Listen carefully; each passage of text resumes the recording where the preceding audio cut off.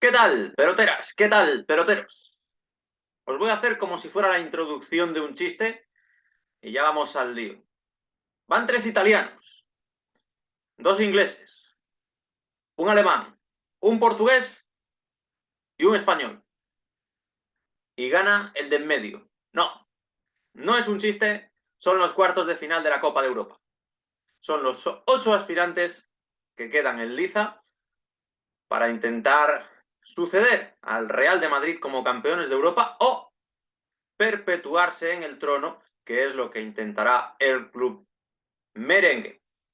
Pues a ello vamos, a dar datitos como, por ejemplo, que repiten 5 de los 8 cuartofinalistas del año pasado.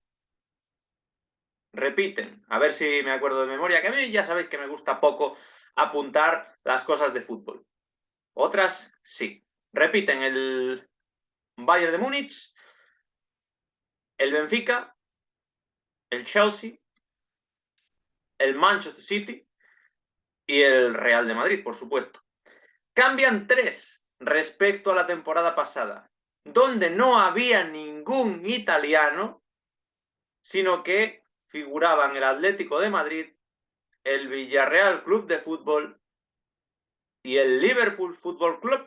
Lógicamente el Liverpool Fútbol Club no podía estar ahora porque se enfrentaba al Madrid, o uno u otro tenían que caer y ya iba a variar la configuración de los cuartos, sumado a que el Villarreal no estaba en esta edición y el Atlético cayó en fase de grupos, de lo cual se han beneficiado los 3 italianos, que esto es como pasar de 0 a 100, de no tener ninguno, a contar ahora con Inter, Nápoles y Milán.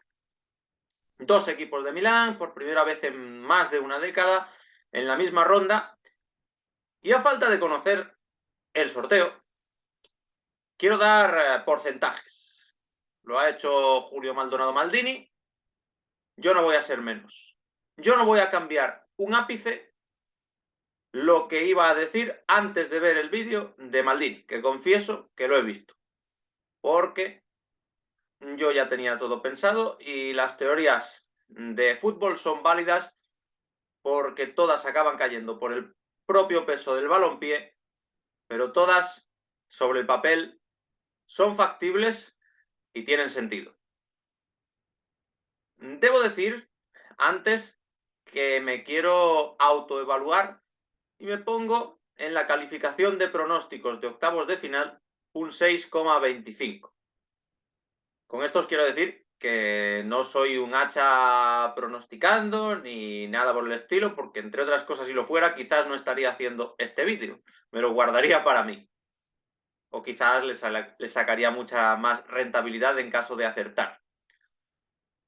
Y después de los cruces de cuartos de final, haré también mis pronósticos diciendo quién creo que pasa a semifinales. Los de octavos los hice, los pronósticos, justo después del sorteo y creo que mi mayor reproche debería ser no confiar en el Nápoles.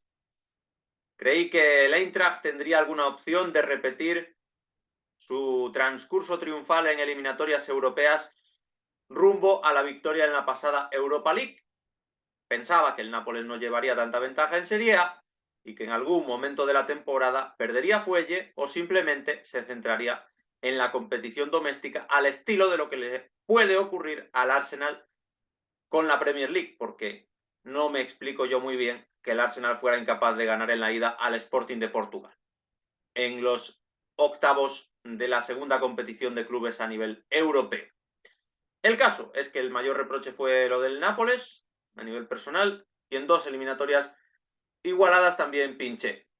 En el Milan-Tottenham, donde apliqué la lógica y hubo ligera sorpresa, y en el Borussia Dortmund-Chelsea, donde busqué la ligera sorpresa, en mi opinión, y se cumplió la lógica, que era que pasara por jugadores el que los tenía mejores o al menos el que ha gastado más últimamente, que sin duda es el Chelsea. Las otras 5 las acerté, no creo que tenga muchísimo mérito ninguna, si acaso apostar por el Bayern de Múnich frente al PSG o por el Madrid frente al Liverpool. Lo del Madrid sinceramente, no tiene mucho mérito en mi opinión. Lo del Bayern, alguno más, porque con Messi, Mbappé y Neymar, que cuando lo pronostiqué no estaba lesionado, sí que había quien creía que iba a resultar mejor. Bueno, porcentajes, al lío, de el posible ganador de la Champions antes de que se sorteen los cuartos de final, que no tienen condicionantes, se pueden medir entre sí los 3 italianos y los 2 ingleses, pueden jugar la vuelta a los 8 equipos en su estadio o en estadio ajeno, no hay restricciones, no hay condicionantes. Vamos a pensar que, claro, que si se enfrentan el Bayern de Múnich y el Real de Madrid, pues estos momentáneamente pierden opciones en cuanto a porcentaje de ganar la Champions porque solo uno de ellos va a avanzar entre los 4 mejores, ¿vale? Entonces tiene, creo que más sentido hacer esto de los porcentajes hoy mismo, entre la resolución de los octavos y mañana. Y mañana ya centrarnos, esto lo voy a hacer exactamente igual que Maldini, en las eliminatorias. Lo que no voy a hacer igual que Maldini es repartir la tarta, los porcentajes. ¿Por qué lo voy a hacer así? Pues porque considero que hay 4 bloques de equipos. Los que me parece que es muy complicado que la ganen. Uno que me parece que es un outsider de manual. Dos que son revelaciones y que personalmente me encantaría que jugaran la final, como a Paul Singh. Y tres en los que podemos estar impresionados por un determinado factor, dejar de tener en cuenta otro, soslayar la falta de un goleador o la preeminencia del mismo, pero son 3 equipos que están por encima del resto. Luego me voy a mojar con una intuición que seguramente no irá a parte ninguna, pero para mí existen esos 4 bloques de equipos en función de sus posibilidades de ganar la Orejona 2022-2023. El bloque de los rezagados, aquí coincido mucho, pero no totalmente con Maldini, para mí son los 2 de Milán. Yo a los 2 les doy un 3%. No les asigno ninguna posibilidad más a los interistas. Es verdad que el Milán tiene menos nombre por plantilla, no por historia, pero me parece que en eliminatorias europeas ha demostrado moverse bien contra el Tottenham, no ha encajado ningún gol contra el Tottenham y ha estado tan lejos de encajar gol contra el Tottenham como mínimo lo ha estado el Inter frente al Oporto, y el Tottenham tiene tanto potencial como tienen los portugueses. No es que tengan tanto, es que tienen algo más. Tienen a Harry Kane, tienen a Heung-min Son, a Kulusevski o a Richarlison, con lo cual dejar la portería cero en los 2 partidos contra el Tottenham para mí demuestra una fiabilidad meritoria, notoria y valedera para estar en cuartos.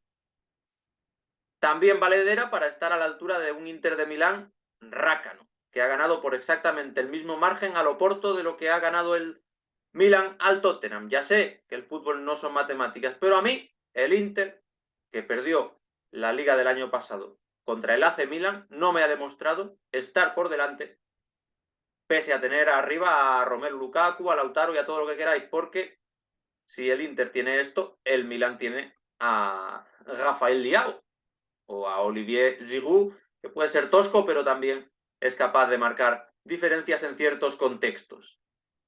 Por tanto, Inter y Milán igualados en el último bloque, les doy un 3% a los dos. Cerrado. Adjudicado. Siguiente equipo en mi orden de conjuntos que pueden ganar la Champions League. Estoy echando cuentas mentalmente para ver si efectivamente estoy asignando los porcentajes correctos. Sí, mira, le voy a dar un 6% al siguiente equipo al que le voy a dar opciones, que es el Chelsea. El Chelsea, para mí, pese a la inversión que ha hecho en todos los últimos mercados, con el nuevo dueño Todd Boehly, no tiene más de un 6% de opciones de ganar la Champions, porque hay muchos equipos que han demostrado infinitamente más y porque el Chelsea ha demostrado tener individualidades, pero no un equipo capaz de ganar varias eliminatorias a los mejores de Europa. Se las vio y se las deseó para superar al Dortmund, pese a que lo mereció de sobra. Cuenta con Joao Félix, que está jugando bien. Cuentan con Havertz, que parece que va de menos a más en la temporada y que puede tener una buena relación con la Copa de Europa en vista de que marcó el gol de la final en 2021. Los Blues cuentan a favor con la estadística de ser el único equipo capaz de ganar varias Copas de Europa cambiando de entrenador a mitad de temporada. Y esta vez han cambiado de técnico, como todo el mundo sabe, Tuchel por Potter. Pero aún así me parecen inferiores a los otros 5 equipos, con menos argumentos colectivos, con menos ensamblaje de sus piezas, cada uno haciendo la guerra por su cuenta, con menos potencial goleador, si se me permite, que los 5 primeros, por aquello del delantero centro, y con más dudas defensivas de las que pueden dejar en un momento dado los 5 que para mí están por delante. Por tanto, solo les asigno un 6% de posibilidades a los Blues, que me parece que tienen el doble de opciones que los equipos de Milán, pero que tienen poco más de la mitad de los equipos que componen el bloque de revelación. Porque para mí, peloteras y peloteros, hay 2 equipos a los que coloco en el bloque justo por detrás, aunque bastante por detrás, de grandes candidatos a levantar la Champions. Estos son, como ya estaréis imaginando, el Benfica y el Nápoles. El Nápoles y el Benfica. Empiezo por los portugueses, no porque los considere más débiles, sino que son los que para mí infravalora más el planeta fútbol, incluidos grandes conocedores de este deporte. Tanto a Benfica como a Nápoles yo les doy un 11% de opciones. Al Benfica se lo doy porque creo que ya lo ha demostrado en esta Champions sobradamente.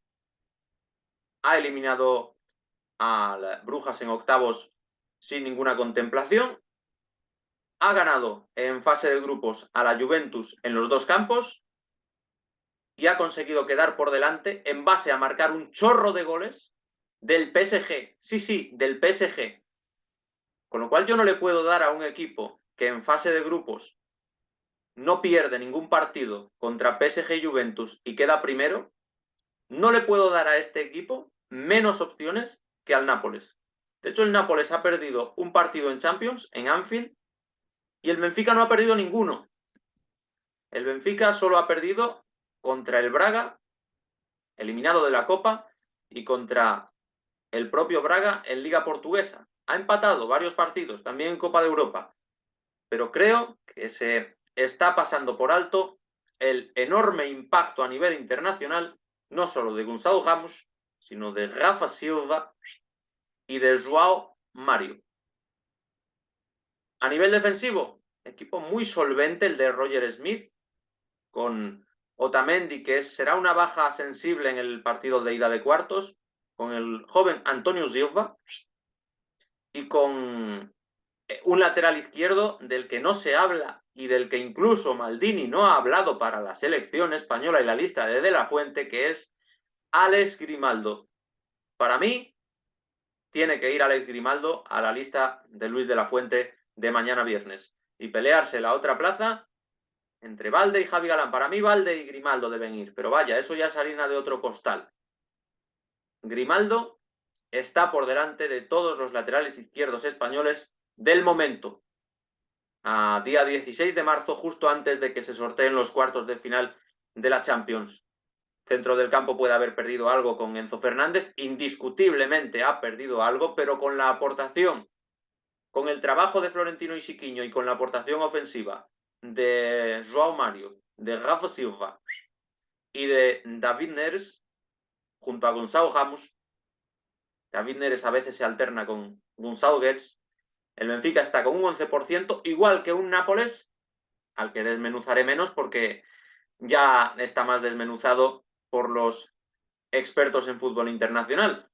No voy a añadir mucho sobre el temporadón de Kvaratskhelia, que ya le hizo un roto a España jugando con Georgia, sobre la explosión goleadora de Osimhen, que ha ratificado lo que insinuaba en el Lille a la segunda intentona en la ciudad napolitana, o sobre el descubrimiento que está resultando ser Kim Min-jae en defensa, amén del centro del campo de mucha fortaleza y mucho recorrido con Lobotka, con Anguissa o con el Z polaco Zielinski, con un lateral derecho que, como digo, en el caso de Grimaldo y el lateral izquierdo del Benfica, Di Lorenzo es otro infravalorado de la temporada porque en esta eliminatoria le ha hecho una verdadera sangría y no precisamente de las que se beben al Eintracht de Frankfurt.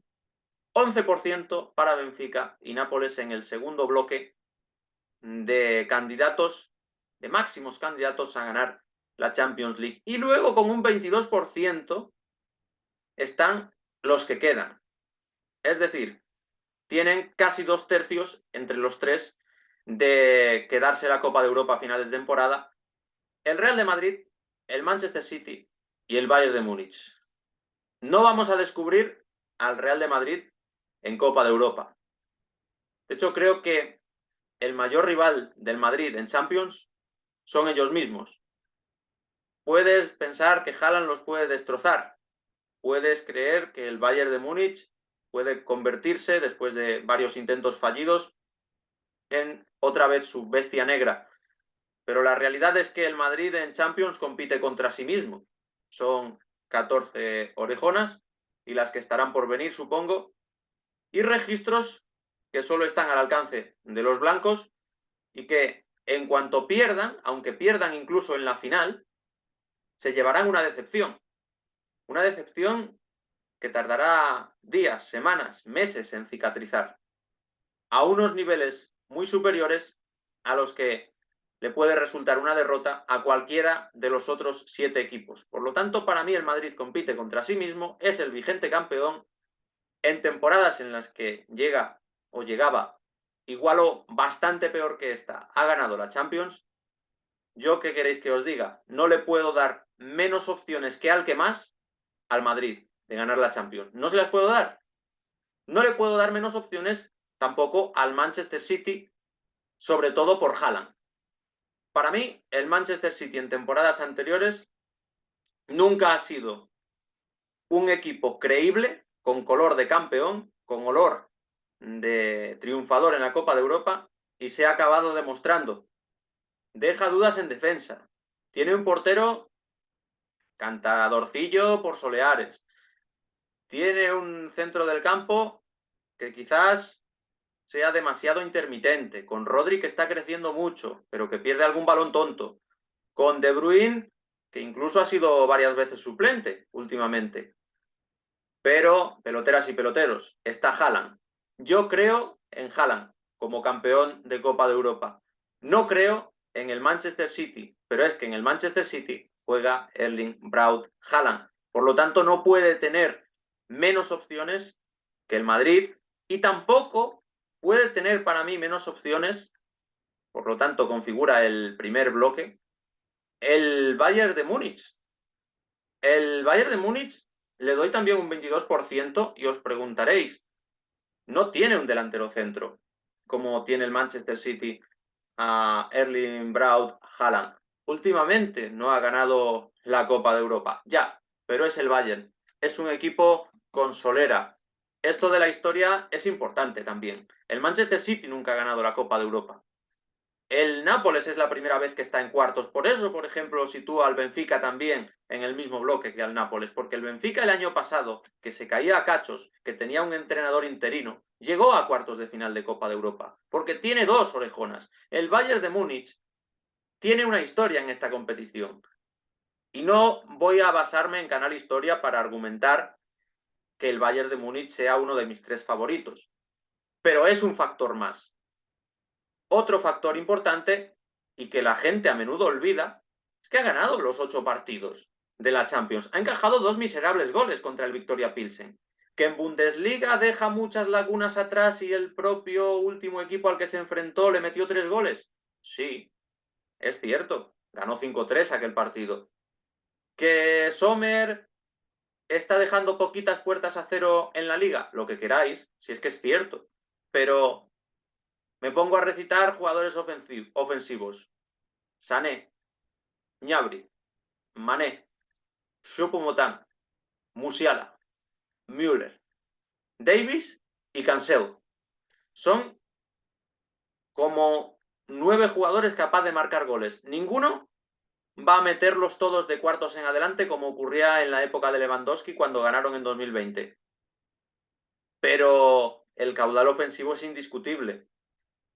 Las 8 victorias en Champions no llegan contra cualquiera. Son 2 contra el Barcelona, son 2 contra el Inter, que el Inter, hemos empezado hablando de él, o sea, es otro cuarto finalista, y son otras 2 contra el PSG, dejando en todos estos casos, en los 6 partidos, la portería a 0.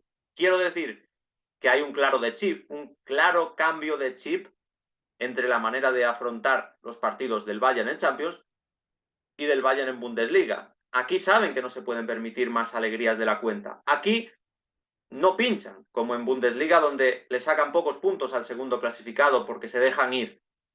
Aquí van a muerte. Es el segundo año del proyecto Nagelsmann. El segundo año, en muchos casos de grandes entrenadores, es la explosión definitiva. La Champions del año pasado del Bayern fue muy mala. Fue un fracaso rotundo. Los eliminó el Villarreal merecidísimamente. Pero yo siento que el Bayern tiene ese cambio de chip, ese cambio de marcha y que por tanto tiene que engrosar el lote de 3 máximos favoritos junto al Madrid y junto al Manchester City. De hecho, para mí, el Bayern, tengo la corazonada, va a ser el campeón de esta Champions. Lo dejo aquí, que me caigan las que me tengan que caer. También había gente que creía que el PSG lo iba a eliminar en octavos. Estaban muy equivocados, como yo he estado muy equivocado, por ejemplo, no creyendo en el Nápoles contra el Eintracht de Frankfurt. Es verdad que hace 3 meses de mi pronóstico, pero dicho todo esto, yo doy al Bayern como campeón, porque el Madrid algún año digo yo que dejará de ganar la Champions. De hecho, entre 2018 y 2022 se dio un respiro. Bueno, creo que puede repetirse la historia de los segundos años de Ancelotti en la capital blanca, que cayó en semifinales después de ganar la 10ª. Pienso que el Manchester City depende de Haaland y Haaland es un monstruo al que no voy a descubrir, pero eso de meter 7 goles un día me da mala espina porque el propio City fue incapaz de ganar en Alemania. Quiero decir que lo veo un equipo más racheado y tendente a que en un momento puntual el propio Madrid, el propio Bayern o cualquier outsider lo elimine, aunque me cuesta ver más que un outsider elimine al City, pero Bayern o Real de Madrid sí. Y por tanto me quedo con el Bayern. Al Bayern lo único que le pongo como defecto es pues, lo que todo el mundo dice, la ausencia de un delantero centro consolidadísimo, pero ojo con Choupo-Moting, que el otro día ya os dije que mete más goles de los que parece. Y el otro defecto ya de pura superstición es que no ha perdido ningún partido. Tendría que perder uno para que a mí me resultara más fiable. Pero es que el Bayern cuando gana suele romper los platos. En la de 2020 que ganó, también condicionado por la pandemia, tampoco perdió ni un partido. Fue metiéndole 8 al Barça, fue metiéndole 3 a los equipos anteriores y en la final ganó contra el PSG. Con lo cual, aquí quedan mis porcentajes, mis pronósticos y mi afirmación sobre el rival más duro que le puede caer al Real de Madrid. Comentadme si estáis de acuerdo con mis porcentajes. También podéis comparar los míos con los de Maldini y decir cuál os gusta más. Os leo en comentarios, leo también vuestras opiniones y vuestros pronósticos. Seguimos hablando de fútbol aquí en El Pelotero del Antifaz. Hasta la vista.